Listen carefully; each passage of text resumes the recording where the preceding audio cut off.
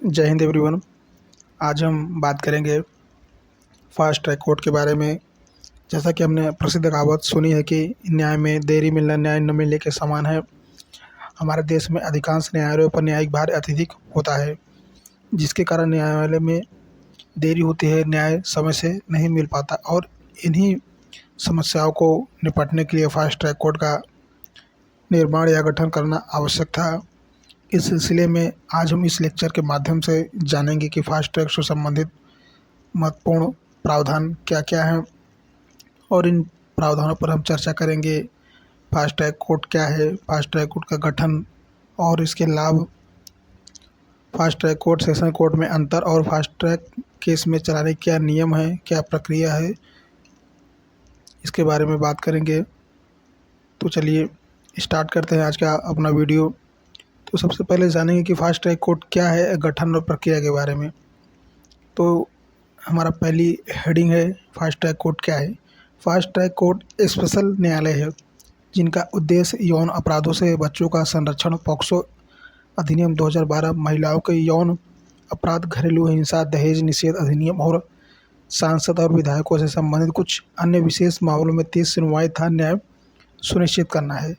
Fast track विशेष न्यायालय की स्थापना आपराधिक कानून संशोधन अधिनियम 2018 के उद्देश्यों को पूरा करने के संबंध में भारत केंद्र सरकार द्वारा प्रायोजित एक योजना है जो विधि एवं न्यायालय मंत्रालय द्वारा अमल में लाई गई थी। तो इसका सीधा सा कहना यही है कि यह महिलाओं के साथ यौन अपराध, घरेलू हिंसा, दहेज निषेध अधिनियम, इन सब चीज़ों से संबंधित उनके लाभ के लिए, उनकी सुरक्षा के लिए यह पॉक्सो एक्ट अधिनियम 2012 लाया गया ताकि इस प्रकार से घटनाएं न हो। अगर होती है तो उस पर त्वरित कार्रवाई हो सके बिना किसी देरी के, जो कि विधि एवं न्याय मंत्रालय द्वारा अमल में लाई गई है। तो इसकी कुछ संक्षिप्त इतिहास के बारे में जान लेते हैं कि इसमें क्या क्या है, यह कब गठन हुआ, किस प्रकार से हुआ है। वर्ष 2000 में भारत के 11वें वित्तीय आयोग ने शीघ्र सुनवाई और न्याय सुनिश्चित करने के उद्देश्य से देश भर में 1734 फास्ट ट्रैक कोर्ट FTC के निर्माण की योजना प्रस्तावित की। वित्त आयोग की सिफारिश पर वित्त मंत्रालय ने पूरे भारत में फास्ट ट्रैक अदालतों के गठन के लिए धन आवंटित किया। उच्च न्यायालयों के परामर्श से फास्ट ट्रैक कोर्ट स्थापित करने की प्राथमिक जिम्मेदारी राज्य सरकारों को दी गई। परिणाम स्वरूप पूरे देश में फास्ट ट्रैक कोर्ट स्थापित किए गए। 2011 में केंद्र सरकार ने फास्ट ट्रैक कोर्ट के लिए फंडिंग बंद कर दी। 2012 में इस निर्णय को सर्वोच्च न्यायालय ने चुनौती दी गई। सर्वोच्च न्यायालय ने कहा कि यह राज्यों पर निर्भर है कि वे अपनी वित्तीय स्थिति के आधार पर फास्ट ट्रैक अदालतों को जारी रखें या बंद करें। अब यहाँ तक तो था। अब यहाँ पे इस कोर्ट को बंद कर दिया गया न्यायालय को। अब इसकी पुनः स्थापना जो हुई है उस पर हम चर्चा करेंगे। तो फास्ट ट्रैक कोर्ट की पुनः स्थापना आपराधिक कानून संशोधन अधिनियम 2013, जो कि 2012 के दिल्ली सामूहिक बलात्कार, जो कि निर्भया से संबंधित है। निर्भया बलात्कार केस आप सभी को मालूम होगा कि बहुत ही दुर्भाग्यपूर्ण घटना थी। हालांकि हर घटना दुर्भाग्यपूर्ण होती है, लेकिन यह कुछ ज़्यादा ही हाईलाइट हो गया, जिससे कि इस दुर्घटना के बाद न्यायमूर्ति वर्मा समिति की सिफारिशों पर महिलाओं के साथ यौन अपराध और पॉक्सो अधिनियम से संबंधित मामलों से निपटने के लिए फास्ट ट्रैक कोर्ट की योजना को एक बार फिर से अमल में लाया गया और देश भर में फास्ट ट्रैक न्यायालयों की पुनः स्थापना की गई। जैसा कि 2011 में केंद्र सरकार ने फास्ट ट्रैक कोर्ट के फंडिंग बंद कर दी थी, तो न्यायालय में जब पिटीशन दायर किया गया और वहाँ पे बोला गया कि फंडिंग को जारी किया जाए, तो सुप्रीम कोर्ट ने निर्णय दिया कि आप, यह राज्य सरकार के ऊपर निर्भर है कि वह इन अदालतों को जारी रखता है या बंद करता है। तो वह बंद हो गया था। अब जब निर्भया वाला हत्याकांड हुआ, बलात्कार जैसा, तो उस घटना को मद्देनज़र देखते हुए न्यायमूर्ति की वर्मा की सिफारिशों के बाद इसे पुनः बहाल किया गया, फिर पुनः लाया गया।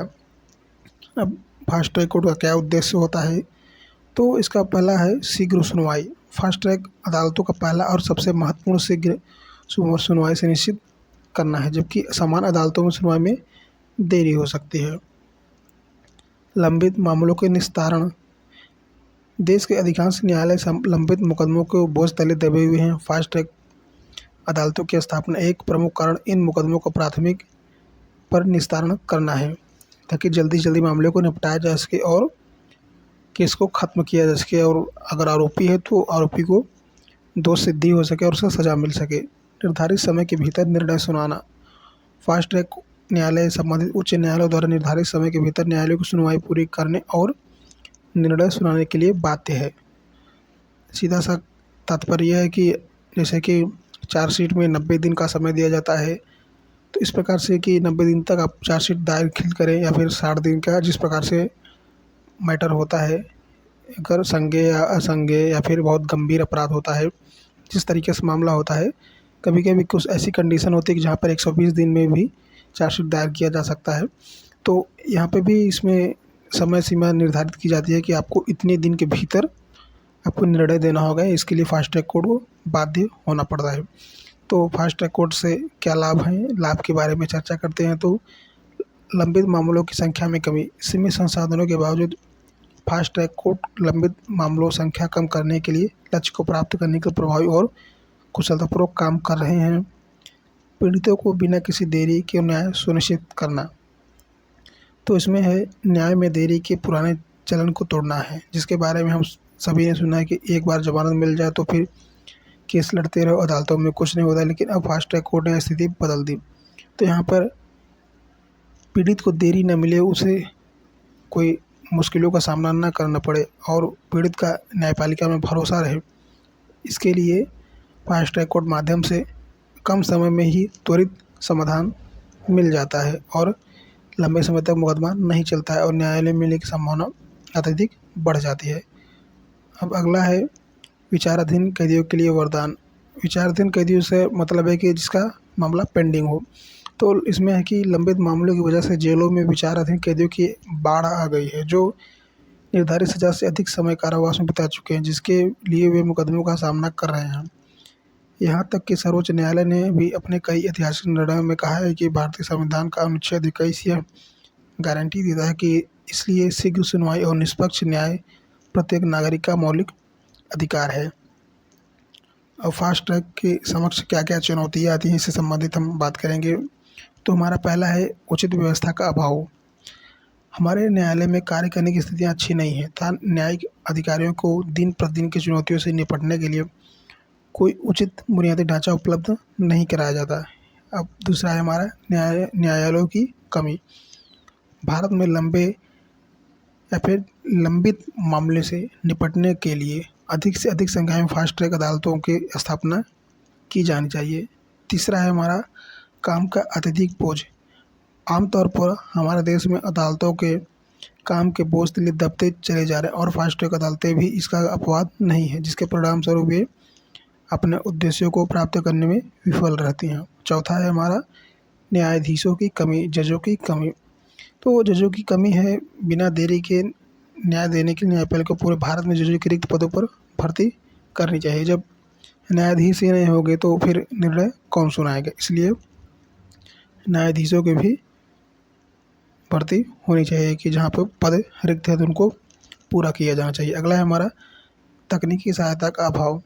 यद्यपि अनेक प्रयास किए गए हैं, लेकिन जमीनी स्तर पर न्यायालय को तकनीकी सहायता प्रदान करने की दिशा में कोई प्राथमिकता नहीं है। तकनीकी सहायता के अभाव में न्यायालय के तकनीकी युग में व्यवस्थित तरीके से काम करने की असमर्थ है। तो अभी इससे हम कुछ महत्वपूर्ण प्रश्नों पे चर्चा करेंगे जो कि अक्सर पूछा जाता है, जो कि फास्ट ट्रैक से संबंधित हमने 3 महत्वपूर्ण प्रश्नों को सेलेक्ट किया है, उस पर हम चर्चा करेंगे। तो पहला है हमारा प्रश्न कि किसी मामले को फास्ट ट्रैक में कैसे ट्रांसफ़र किया जाए। ये महत्वपूर्ण प्रश्न है, जो कि अक्सर अगर मामला पीड़ित होता है, पेंडिंग पहुंच जाता है, तो वहाँ पे क्या प्रक्रिया होती है या क्या ट्रांसफ़र किया जा सकता है या नहीं।